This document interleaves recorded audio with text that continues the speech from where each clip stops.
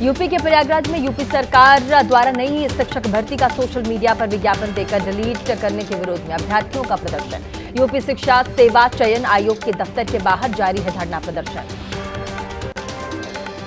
प्रधानमंत्री मोदी के सिक्किम दौरे के लिए जोरों शोरों पर चल रही तैयारी। गंगटोक में कार्यक्रम स्थल पर बढ़ाई गई सुरक्षा। सिक्किम के स्थापना दिवस के मौके पर स्वर्ण जयंती समारोह में शामिल होंगे प्रधानमंत्री। यूपी के कानपुर में सीएम योगी ने विकास से जुड़ी कई परियोजनाओं का निरीक्षण किया। अधिकारियों को निर्माण कार्य जल्द पूरा करने के निर्देश दिए।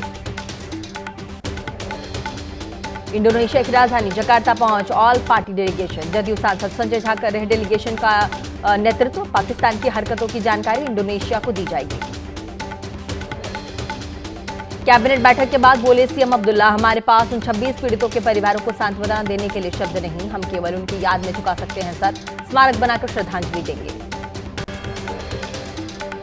कर्नल सोफिया पर मंत्री के विवादित बयान पर मामला। सूत्रों के मुताबिक एसआईटी ने सुप्रीम कोर्ट को सौंप दी है पहली स्टेटस रिपोर्ट। 3 वरिष्ठ आईपीएस और एसआईटी कर रही है जांच। द ग्रेट खली ने की पाकिस्तान के लिए जासूसी करने वालों को कड़ी सजा देने की पैरवी। ऑपरेशन सिंदूर को लेकर कहा, आतंकी अब भारत पर हमला करने से पहले सोचेंगे। सेना आतंकियों को मुंहतोड़ जवाब देने में सक्षम। और सुप्रिया सुले की अगुवाई वाले प्रतिनिधिमंडल का दक्षिण अफ्रीका में भव्य स्वागत। जय हिंद के नारों के साथ सर्वदलीय प्रतिनिधिमंडल का हुआ वेलकम। जोहानिसबर्ग पहुंचे 7 सांसद। पाकिस्तान को बेनकाब करने का अभियान जारी है। दक्षिण अफ्रीका में सुप्रिया सुले ने कहा, एक सुर में हुआ आतंकवाद की निंदा। भारत किसी भारतीय के खिलाफ बर्दाश्त नहीं करेगा हिंसा। सुप्रिया सुले की अगुवाई वाले प्रतिनिधिमंडल का दक्षिण अफ्रीका दौरा। आनंद शर्मा ने कहा, हर बड़े हमले में पाकिस्तान कहां। अनुराग ठाकुर बोले, छोड़े जाने पर भारत नहीं छोड़ेगा। फ्रांस में सर्वदलीय प्रतिनिधिमंडल के फ्रांस मैत्री समूह विदेश रक्षा समिति के सेनेटर्स के साथ बैठक। फ्रांस के सेनेटर्स ने कहा, आतंक के खिलाफ लड़ाई में हम भारत के साथ खड़े।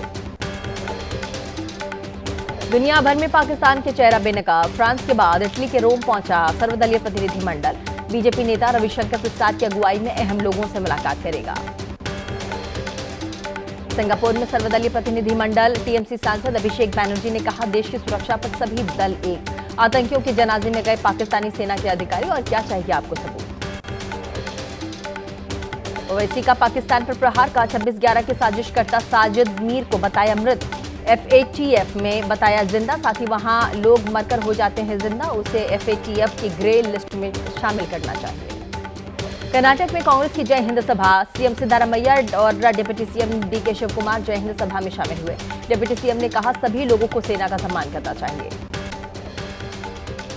कोलकाता से पटना लौटे लालू यादव ने तेज प्रताप के सवालों पर साधी चुप्पी। तेज प्रताप के फोटो वायरल होने के बाद लालू यादव ने आरजेडी से 6 साल के लिए तेज प्रताप को पार्टी से निष्कासित किया है।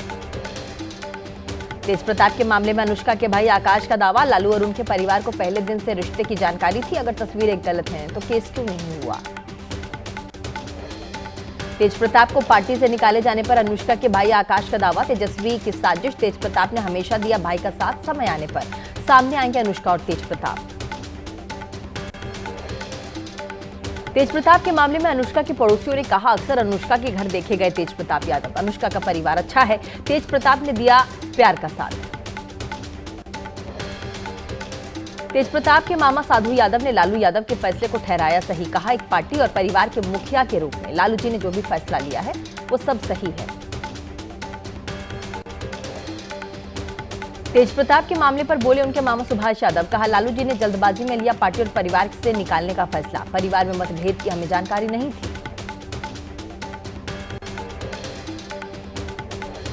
जम्मू कश्मीर के कुपवाड़ा में बादल फटने से मची तबाही। करनाल हाइड्रो इलेक्ट्रिक प्रोजेक्ट को भी काफी नुकसान पहुंचा है।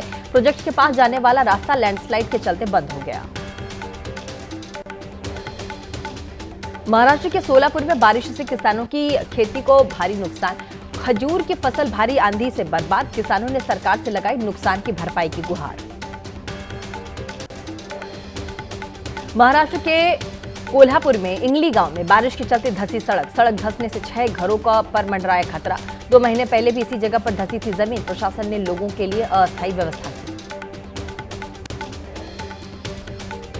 लगातार हो रही बारिश से महाराष्ट्र के अहिल्यानगर में हालत खराब है। खिड़की गांव में बाढ़ जैसे हालात। लोगों की मदद के लिए पहुंची सेना।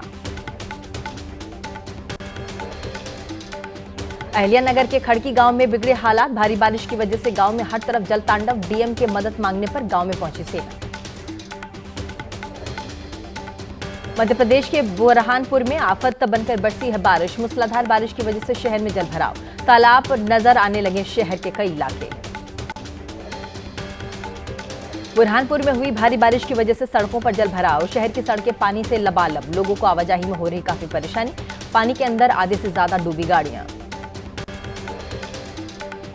बुरहानपुर में भारी बारिश के बावजूद सुरक्षा में बड़ी लापरवाही, पानी के बीच नहाते दिखे बच्चे, अपनी जान को दांव पर लगाकर पानी में नहा रहे बच्चे, सुरक्षा के कोई इंतजाम नहीं दिखे। कर्नाटक की कलबुर्गी में भारी बारिश की वजह से हादसा, नगर निगम परिसर में इमारत क्षतिग्रस्त।